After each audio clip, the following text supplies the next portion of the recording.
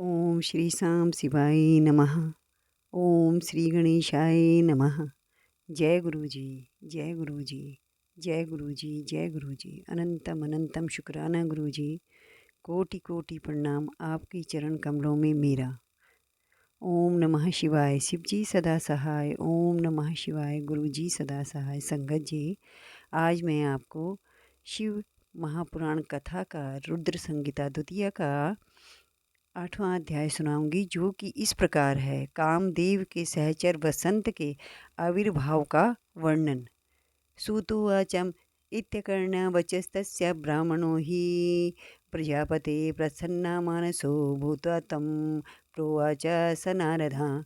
सूजी बोले, प्रजापति ब्रह्मा जी का यह वचन सुनकर प्रसन्नचित हो नारद जी उनसे कहने लगे। नारदोवाच ब्रह्मन् विदेमः भागा विष्णु शिष्या महामतिं धन्यस्त्वं शिवभक्तो हि परात्तत्त्वं प्रदर्शकः श्राविता सुकथा दिव्या शिवा भक्तिविवर्धिनीम् अरुन्धत्यास्तथा तस्य स्वरूपया परे भवाम् इदानीं ब्रूहि धर्मज्ञा पवित्रं चरितं परं शिवस्य परपापघ्नं मङ्गलप्रदमुत्तमम्। नारद जी बोले, हे ब्रह्मण, हे विदे, हे महाभाग, हे विष्णु शिष्य, हे महामते, पर तत्व के प्रकाशक तथा शिव भक्त, आप धन्य हैं। हे धर्मज्ञ, आपने अरुंधति की तथा पूर्व जन्म के उसकी स्वरूप भूता संध्या की बड़ी उत्तम दिव्य कथा सुनाई, जो शिव भक्ति की वृद्धि करने वाली है। अब आप शिव का परम चरित्र, जो संपूर्ण पापों का विनाशक है तथा मंगल को प्रदान करने वाला है, उसे सुनिए, उसे सुनाइए।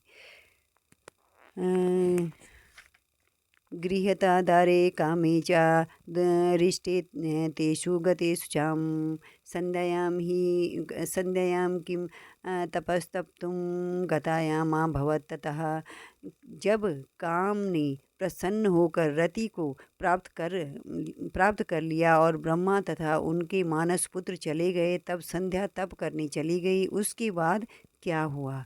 सूतोवाच इति श्रुत्वा वचस्तस्य ऋषिवे भावितात्मनां सुप्रसन्नतरो भूत्वा ब्रह्मा वचनं ब्रवीत। सूजी बोले, इस प्रकार आत्मतत्वज्ञ देव ऋषि नारद का वचन सुनकर अत्यंत प्रसन्न हो ब्रह्मा जी यह बात कहने लगे। ब्रह्मोवाच शृणु नारद विपेन्द्र तदैव चरितं शुभं शिवालीलान्वितां भक्त्या धन्यस्तं शिवसेवकः अहं विमोहितास्ता यदेवान्तर्हितात् पुराम् अचिन्त्यां सदां तच्छं भूवाक्याविद विशार्दितां चिन्तयित्वा चिरं चित्ते शिवमाया विमोहितं शिवे चेष्टा मकर्षं हि तच्छृण्वस्वं वदामि तेम् अथः मगं तत्र यत्र दक्षादया स्थितां सरितं मदनं दृष्ट्वा समादोहं हि किञ्चनं दक्षमा भाष्य सुप्रीत्यां पुरान् पुत्रांश्च नारदम् अवोचं वचनं सोहम शिवा माया विमोहितम। ब्रह्मा जी बोले, हे नारद, हे विपेंद्र, शिव लीला से परिपूर्ण अब उस महान कल्याणकारी शिव चरित्र को सुने। आप धन्य हैं, क्योंकि आप शिव जी के भक्त हैं। हे तात, पहले जब मैं शिव माया से मोहित होकर अंतर्धान हो गया, तब शिव के वाक्य रूपी विष से दुखी हो अपने मन में विचार करने लगा। शिव माया से मोहित हुआ मैं बहुत देर तक अपने चित्त में विचार करके उनसे जिस प्रकार ईर्ष्या करने लगा, उसे आपसे बताता हूँ, सुनिए। तत्पश्चात मैं वहाँ पहुँचा जहाँ दक्ष आदि स्थित थे, और वहाँ रति सहित कामदेव को देखकर मैं कुछ मदमस्त हो गया। हे नारद, दक्ष तथा अपने अन्य मानस पुत्रों से प्रीतिपूर्वक बातचीत करके शिव माया से विमोहित मैं इस प्रकार उनसे कहने लगा। ब्रह्मोवाच हे दक्षा, हे मरीच्छाध्या सुता शृण्वतु मद्वचः श्रुतवोपायं विधेयं हि मम कष्टापनुत्तयं कान्ताभिलाषमात्रं मे दृष्टा शम्भुर्गहरतां मां चूष्मान् महायोगिं धिक्कारं कृतवान् बहुं केन दुःखाभितप्तोऽहं लभेऽहं शर्म न कर्चिता यथा गृह्णातु कान्तं सा सा यत्नां कार्य एव हिं यतां गणनात् कान्तां सा सुखी श्याम दुःखवर्जितः दुर्लभः सा तु कामो मे परं मन्ये विचारतां कान्ताभिलाषमात्तं मे दृष्टा शम्भुर्गर्ह्यता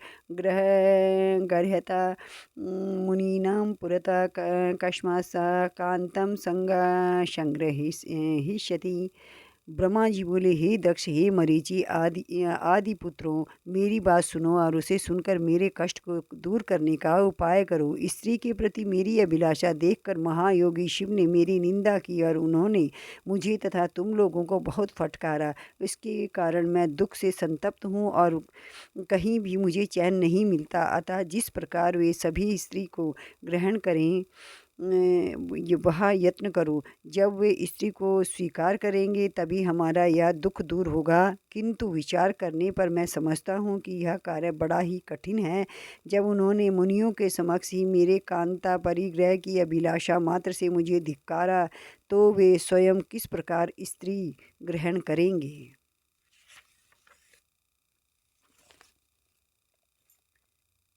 कावनारी त्रिलोके अस्मिन् या भवेत् तन्मनः स्थितां योगमार्गां विज्ञाय तस्य मोहं करिष्यति। इस त्रिलोक में कौन सी ऐसी स्त्री है जो उनके मन में विराजमान होकर उन्हें योग मार्ग से हटाकर मोह में डाल सकती है।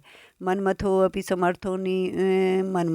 समर्थो नो भविष्यस्य मोहनीं नितान्तयोगी रामाणां नामापि सहतेन साम्।